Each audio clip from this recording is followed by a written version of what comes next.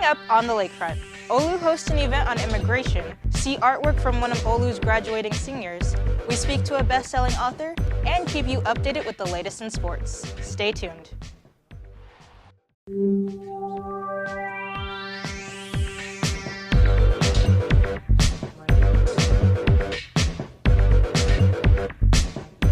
Hi, welcome to the Lakefront. I'm Chancellor Makanjula. Late last month, OLLU's Student Government Association hosted an event called Breaking the Borders, which was open to the public. The event featured a panel of immigration lawyers and other organizations such as LULAC, who were there to give advice about knowing one's rights and protecting them. Dr. Melby asked the campus community to gather in small groups to really talk about how should the university respond to certain situations, right? Whether it be weather or, things that are changing with our government and how it impacts the institution. So when the students gathered as a focus group to talk about these discussions, they realized we're not informed. We learn a lot of our information from Snapchat or Facebook, but we don't watch the news, we don't read the news. So the first thing that we should do is host an event to be informed. What are our rights? What is immigration policies right now? How are they being threatened? How is the population of people being threatened? So that is what today was. It was breaking down borders in terms of our limitations of knowledge, right? Borders that we're faced in challenges and situations, and so that's what you saw today. An attorney can certainly help you make sure that your rights are exercised, every single one.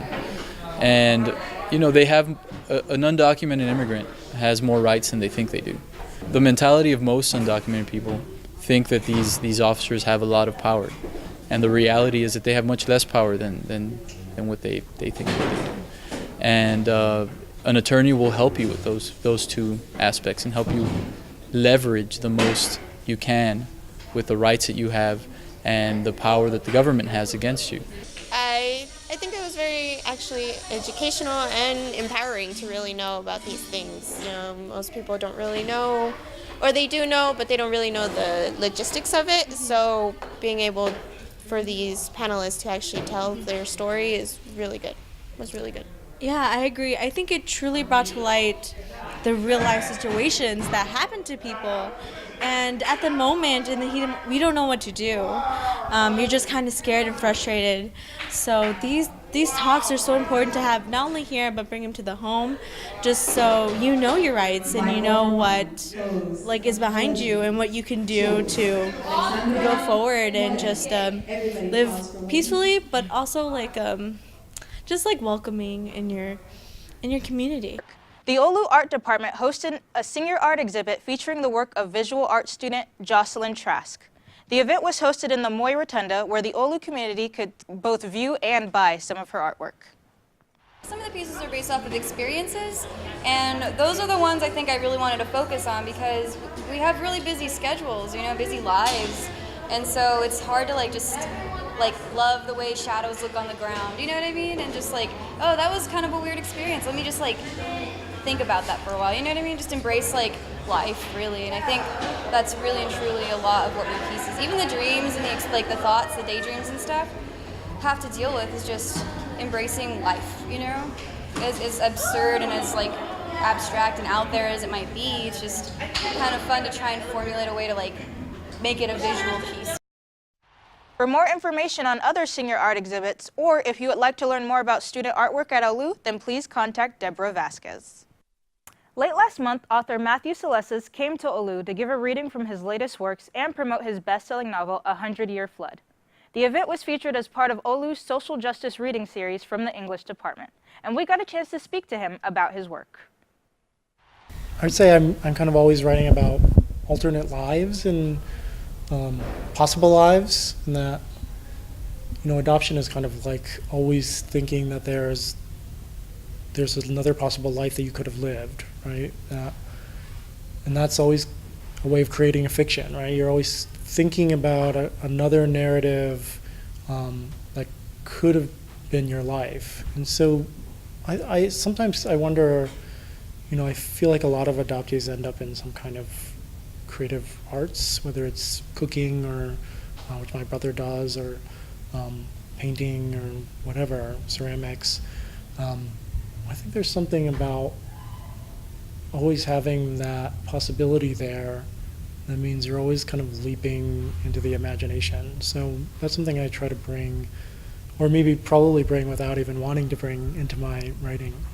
You can purchase 100-Year Flood now on Amazon, and be sure to visit his website at www.matthewcelestis.com for more information on his writing and upcoming works. After the break, we hear more from a San Antonio artist in our Artist Legit segment and see what students have planned for Easter break. Stay tuned.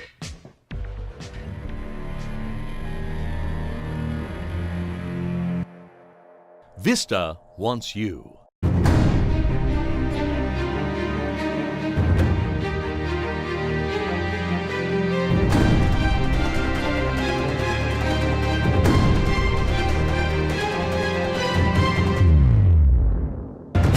Your future belongs to you.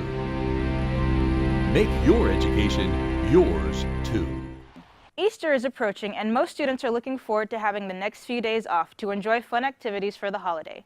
Campus is closed from April 13th through the 17th, and classes resume again on Tuesday. Since Easter break is approaching, we caught up with a couple of students to see what their plans are for the holiday. Hey guys, what's up? I'm Nick Mendoza, and I'm here at the lakefront just going around the campus and just asking students what are they doing for Easter. So come on, let's go. All right, so what are you guys' plans for Easter? Mostly homework, probably go out with friends, like to the movies or something, but most part homework. And for you, man? I'm going to Corpus to visit my family. What are you guys doing for Easter? I'm going home back to the valley, and I'm probably just gonna do like an egg hunt with my cousins. Yeah, I'm just gonna stay here, man. Stay on campus, that's it. I'm gonna basically just spend time with my family. Any other plans besides like before Easter? No, we don't actually really celebrate Easter, so for me it's just like time off to spend with my family. I haven't seen them since winter, so. Oh really? Yeah, it's been a while. So it's gonna be a big family reunion then. Something like that. I gotta stay and work. Where you work at? SACY. What's that? It's a nonprofit organization that helps kids realize their artistic dreams, but if they can't afford equipment, that's what we provide. Well, I'm heading home back to the valley for the Easter break. Anything else? Like you're gonna spend time with family? Oh yeah, spending some time with the family and visit some friends. That's it. I'm gonna go to the zoo and then go to the Riverwalk. Who are you taking with you? My little brother and my mom. While some students may use this time to go Easter egg hunting or spend time with friends and family, others may want to stay at home or in their dorms just to chill out.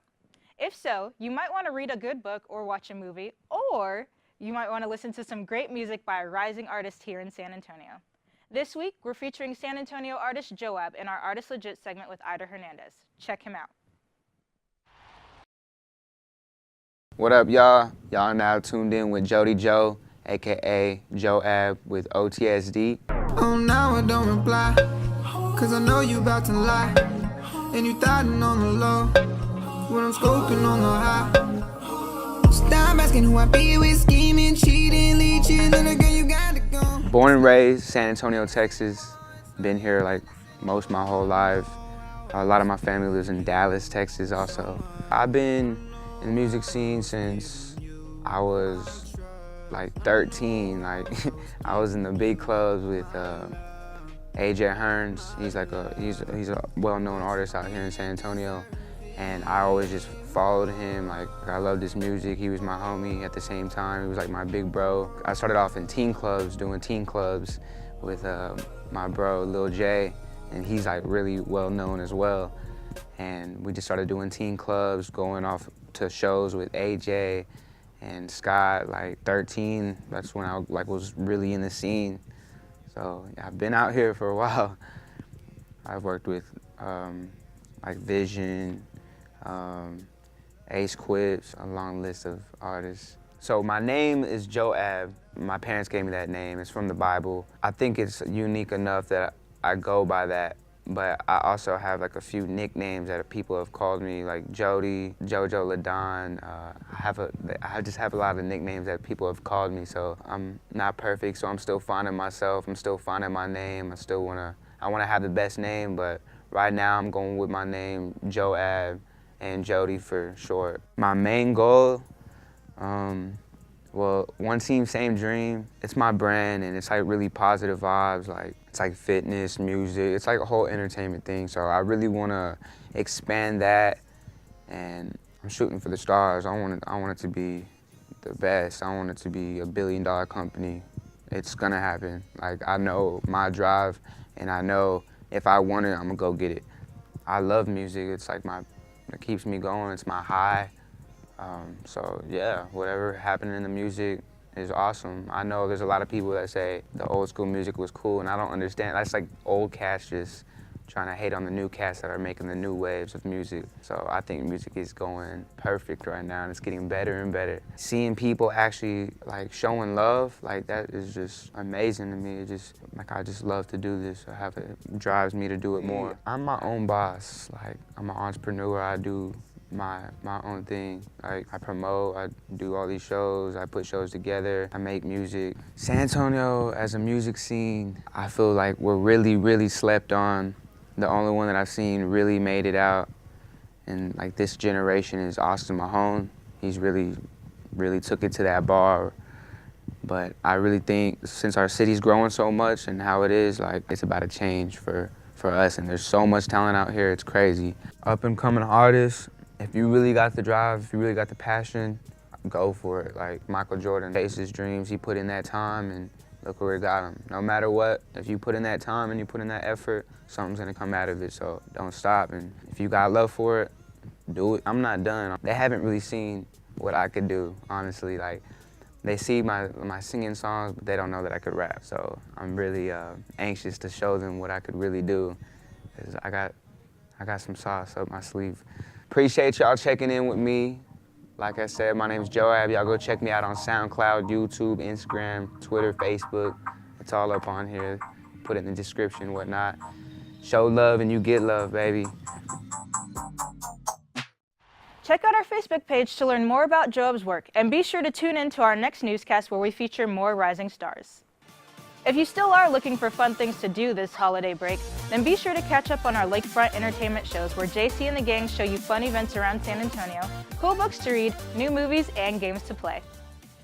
After the break, see how the victim who was dragged off a United Airlines plane is responding, and more from the San Bernardino shooting. Stay tuned.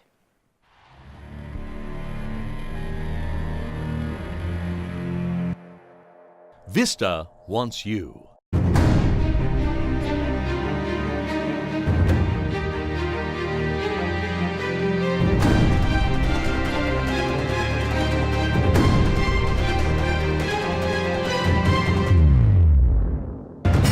Your future belongs to you. Make your education yours too. A San Bernardino elementary school is still recovering after a fatal shooting that occurred there, leaving a teacher and an 8-year-old student dead, with the shooter later taking his own life. Early Monday morning, 53-year-old Cedric Anderson walked into a classroom at North Park Elementary School in San Bernardino, California, and opened fire, killing the teacher, who happened to be his estranged wife, Karen Smith, and injuring 2 other students. One of the students, 8-year-old Jonathan Martinez, later died after being rushed to the hospital, and the other is in stable condition. Smith and Anderson had married recently and later separated, and the gunman did have a criminal record, according to police. The school was soon evacuated after the incident, and a prayer vigil was held later that night for the victims. A GoFundMe page was created to cover funeral expenses for Jonathan Martinez, who had a rare heart condition, and funding has since reached over $100,000. United Airlines has come under fire recently after a viral video surfaced on Sunday of a man being forcibly removed from an airplane by a plainclothes security officer.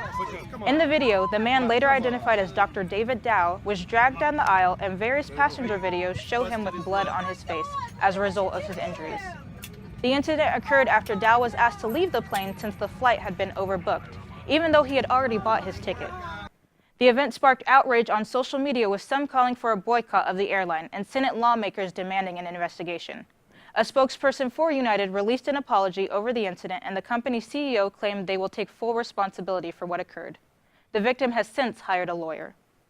We didn't use chemical weapons in World War II. You had someone as despicable as Hitler, who didn't even sink to using chemical weapons. White House Press Secretary Sean Spicer apologized for a comment he made over Syrian President Bashar al-Assad's use of chemical weapons on his own people, claiming it was worse than what Hitler did. During Tuesday's press conference, Spicer claimed that Hitler did not use chemical weapons the way Assad did. Spicer came under heavy criticism for his remark and issued an on-air apology Tuesday evening and again Wednesday morning, calling his statements inexcusable and reprehensible. We'll take a break, but afterwards, PJ and Katie bring us updates from our Saints athletics teams.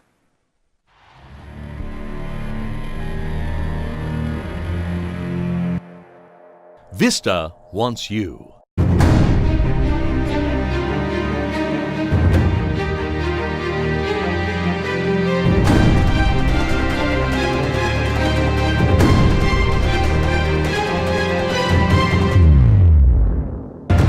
Your future belongs to you.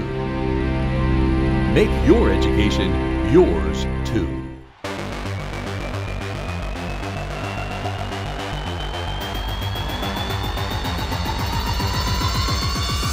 Welcome to PKSN with less news and more action. My name is PJ. And my name is Katie.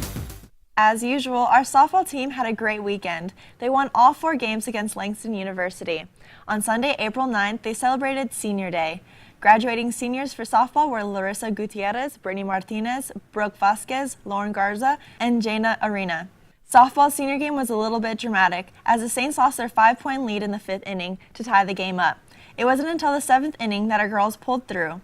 Jaina Arena reached the first base on a walk, and Cheyenne Carter replaced her as a pinch runner.